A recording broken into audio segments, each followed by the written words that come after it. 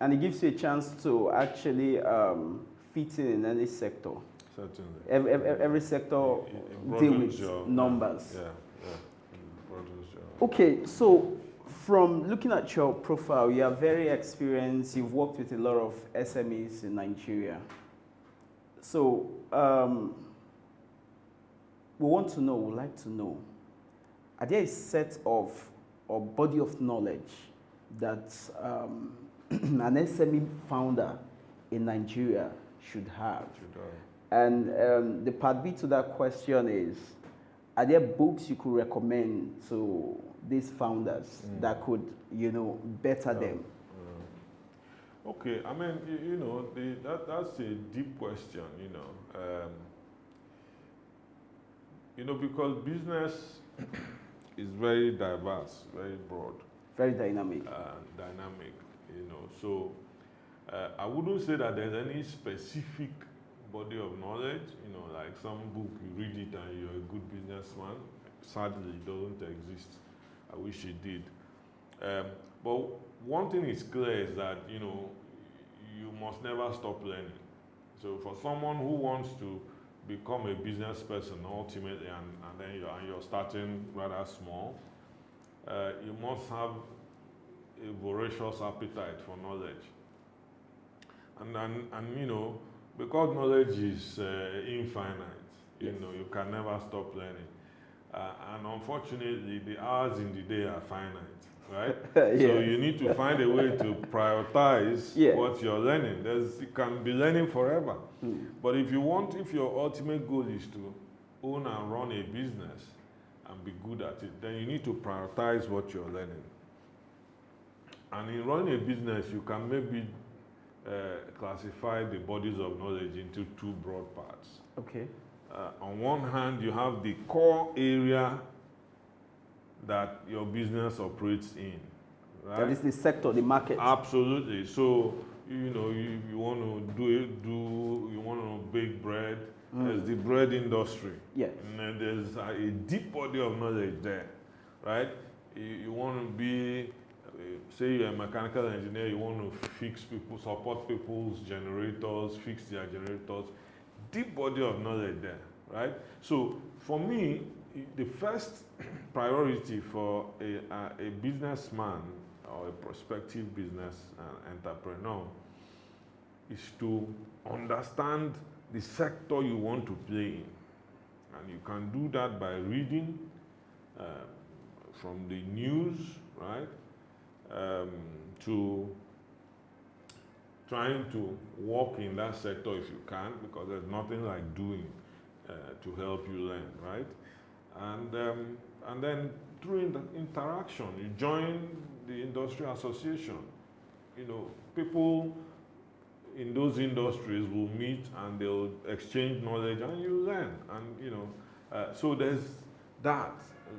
And if I had to put a score to it, I would put 90% there, right?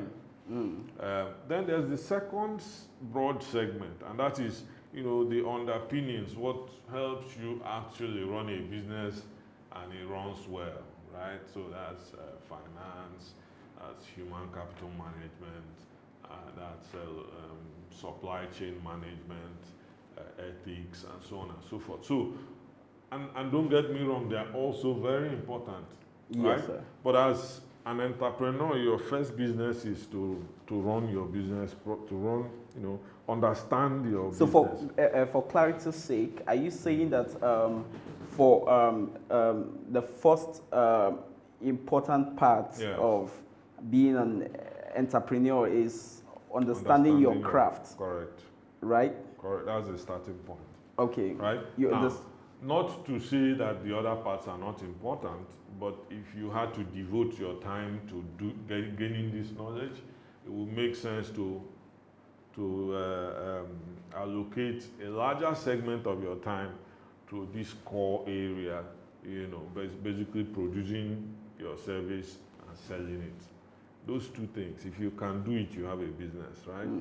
The other aspect is almost like they say in Christianity, other things are added onto you, right? Yeah. So you can seek for those other things to be added onto you. through, again, learning, interaction, reading, and of course hiring experts. Consultants can help you as well. Yes. But you need to understand what you want the consultant to do for you. That's why I say learning is also important in that segment. Yes, sir. Now, in terms of what can you read, there are tons of books.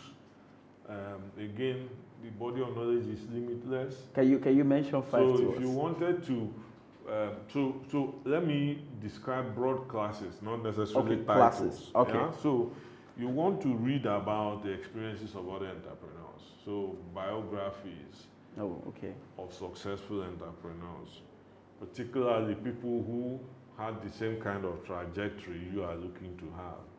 So, for instance, reading about how Google started up.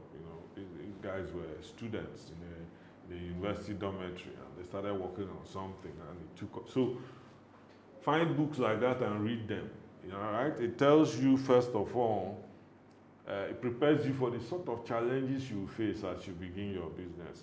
Challenges of finding money, challenges of business disappointments, challenges of environmental challenges.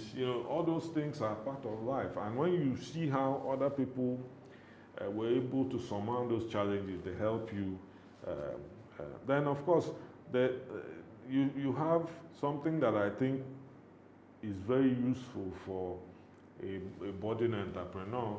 I don't know, you've probably seen all these books, MBA in a box, 10-day MBA, yes, personal MBA. Yes, now, the good thing personal about MBA. Yeah. So the good thing about those books is that they give you a helicopter view of every segment of running a business.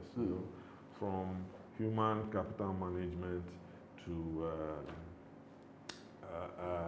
supply chain. They compress all this. Absolutely, make it in bite sizes, because generally the entrepreneur is a very busy person. It doesn't matter the size of his business, even if he's just selling pure water. Believe me, he's busy.